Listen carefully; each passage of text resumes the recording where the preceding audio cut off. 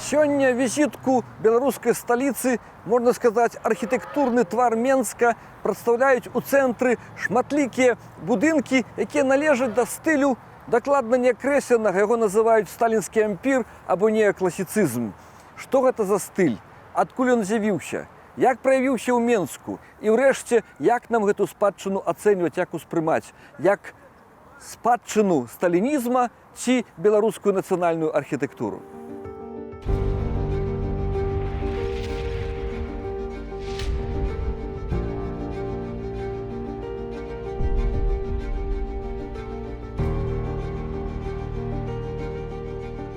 Архітэктурна-мастацкі стыль ампір, называны яшчэ неакласіцызмам, узнік у напалеонаўскай Францыі, адкуль і паходзіць ягоная назва. Ампір, імперія – выразная адсылка да імперыі старажытнага Рыму.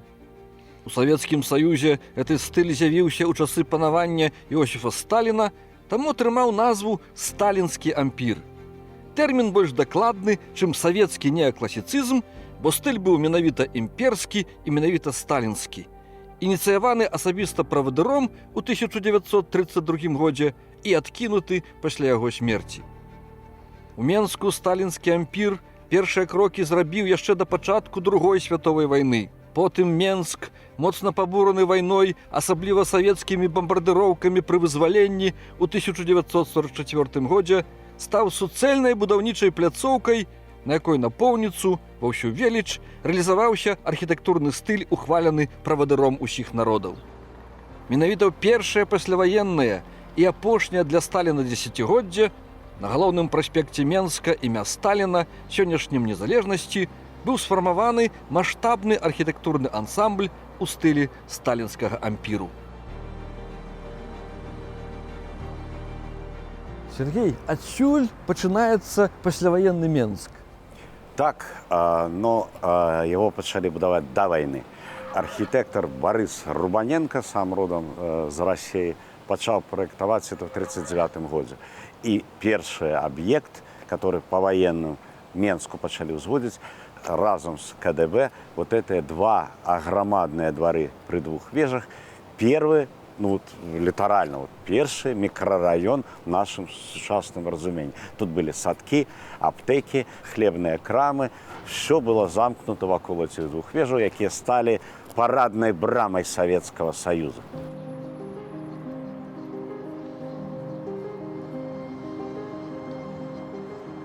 Вядомыя вароты Мінска, брама ў краіну Саветаў, сапраўды адметныя будынкі, якія шмат кім успрымаюцца як сімвал беларускай сталіцы.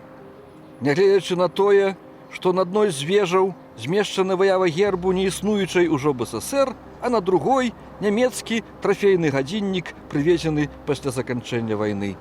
Асаблівай любоўю да варотаў Менска адзначыліся ўлады часоў прэзідэнта Лукашэнкі. У 2004 годзе былі адноўленыя скульптуры партызанкі, салдата, селяніна і рабочага, пастаўленыя па баках верхняга яруса будынкаў і дамантаваныя яшчэ ў пачатку 70-х гадоў 20-го стагоддзя па прычыне разбурэння матэрыялу бетону. На гэты раз іх адлілі з сілуміну, сплава алюмінія з крэмніем, матэрыяла больш лёгкага і трывалага. Выява менскіх варотаў была змешчана на беларускіх грашах узору 1992 года банкноце ў 200 рублёў. Скажи, ласка, а хто будаваў вот гэты будынак галоўпаштамту, хіба адзін з самых адметных у ансамблі? Владимир Адамович Король. Беларус? Беларус, ён родам з Чэрвеня. Па вайне, натуральна, быў дэфіцыт кадраў. І большасць гэтых архітэктараў была прыехаўшы, хто з Харкова, хто з Масквы, з Ленінграда, з розных канцоў. І кваліфікаваных архітэктараў беларусаў было мізер, адзінкі. Адзін з іх быў наш выдатны земляк, геніальны архітэктар Владимир Адамович Король, які пазней адшоліў і Саюз архітэктараў Беларусі.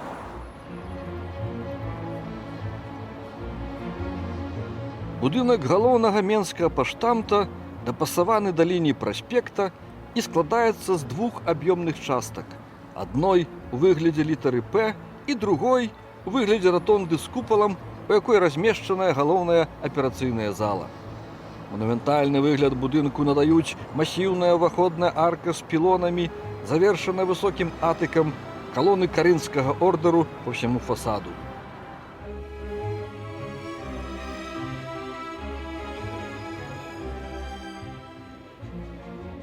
Тут заўсёды адчуваеш некую аўтэнтычную, цікавую атмасферу інтэр'ера.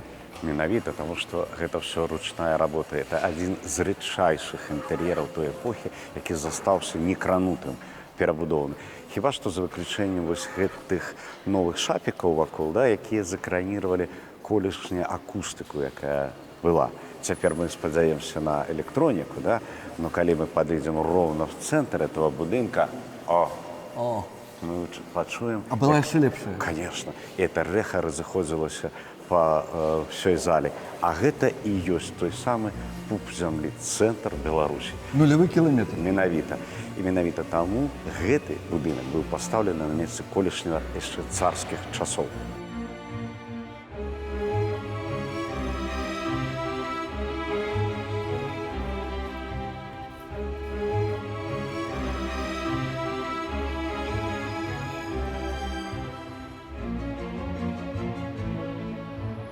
Кожны будынак з гэтага ансамбля мае некую сваю адметную гісторыю. Якая гісторыя ў палаца прафсаюзаў?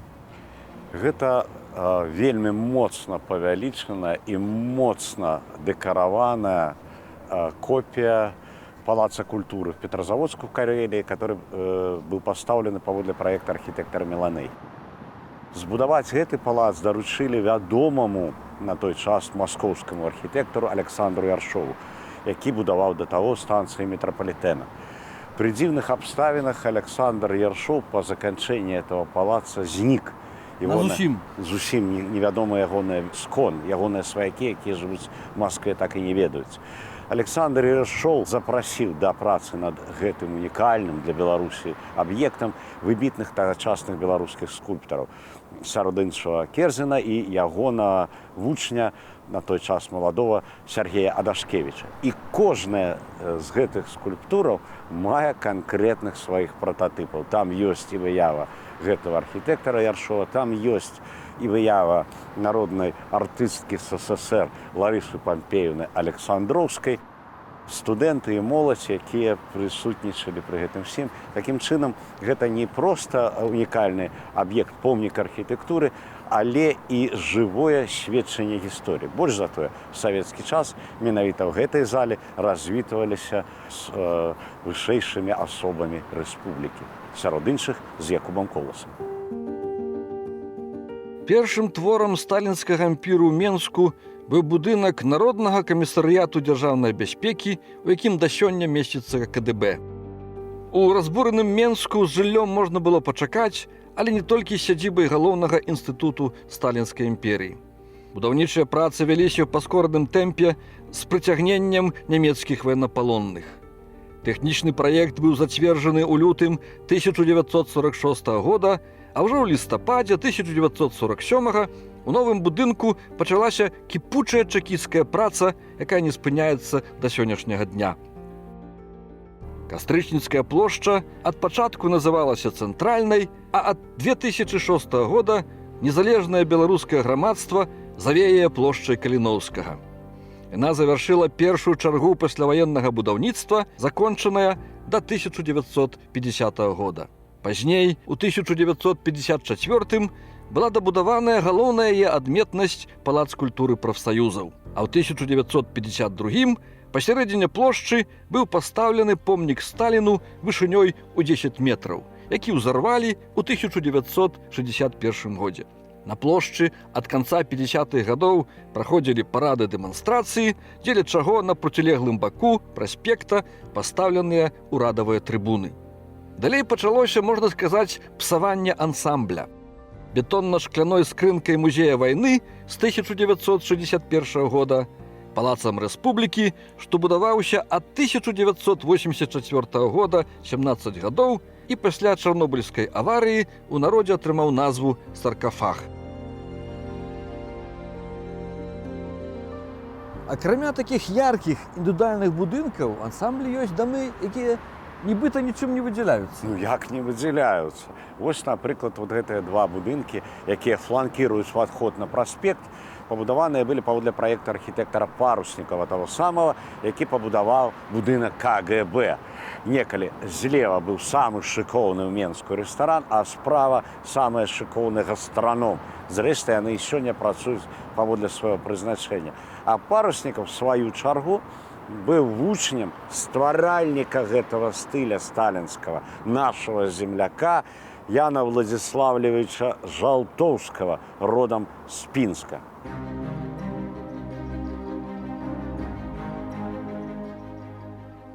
Мне даводзілася чуць і чытаць, што гэты ансамбль будавалі адныя прыезджыя людзі-архітэктары. Не зусім так. Сярод іншых, вось гэты будынак са славутым шпілем пабудаваў каренны мінчук Элкона Гальштейн разам з Ліпшыцам і Сачэнкам. Элкона Гальштейн нарадзіўся, і от дзяды адсюль родам па вайне вярнуўся і пабудаваў гэты адзін з самых пазнавальных будынкаў нашого горада. Элітарныя кватэры тут? Не зусім. Тут жылі службоўцы генеральнага штаба, але самым элітарным па вайне лічылася малапавярховае жыллё, а перадусім на першым паверсе.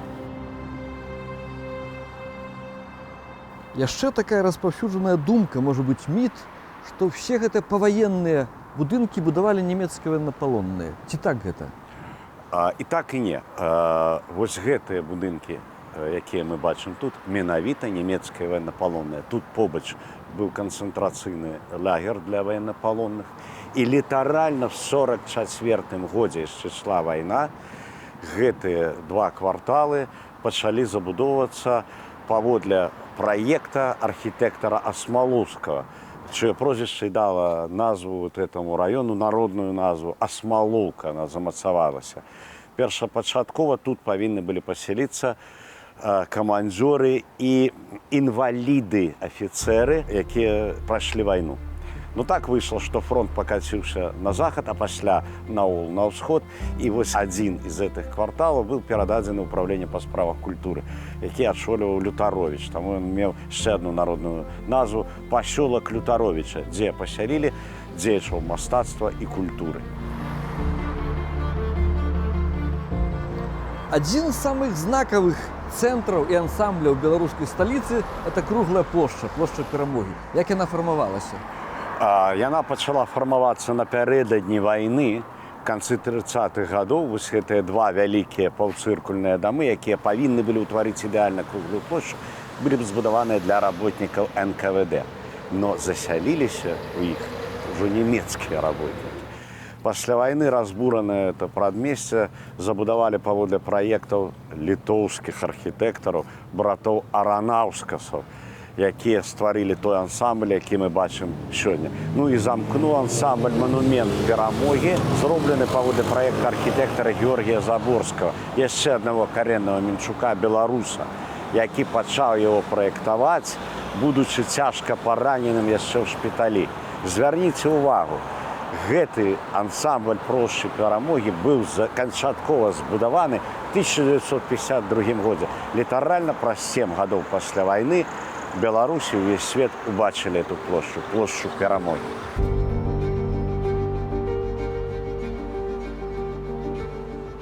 Плошча Перамогі до 1958 года называлася круглай. Яна пачала фармавацца яшчэ ў 30-е гады 20-го стагоддзя і была закончаная ў канцы 1950-х.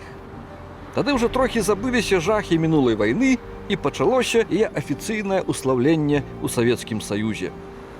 У 1954 годзе пасярэдзіне плошчы быў пастаўлены манумент Перамогі вышынёй у 38 метраў. Чатырохвугольны абеліск, аблямаваны шэрым гранітам, завяршаецца выявай ордэна Перамогі з бронзы і смальты.